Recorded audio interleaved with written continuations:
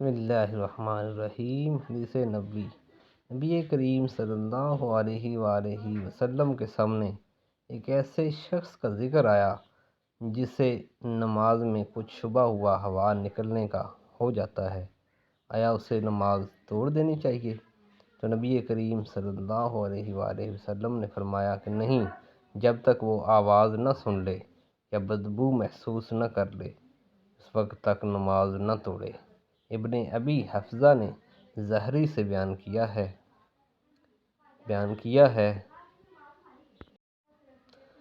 ایسے شخص پر وضو واجب نہیں ہے جب تک حدث کی بدبو نہ محسوس کر لے یا آواز نہ سن لے۔ صحیح بخاری۔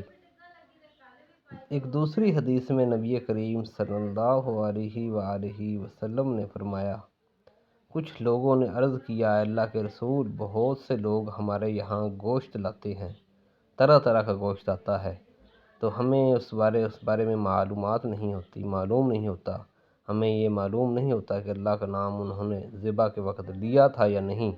تو اس پر نبی کریم صلی اللہ علیہ وآلہ وسلم نے فرمایا، تم اس گوشت پر اللہ کا نام یعنی بسم اللہ توکلت علی اللہ، بسم اللہ پڑھ کے اسے کھا لیا کرو۔ سبحان اللہ۔ صحیح بخاری۔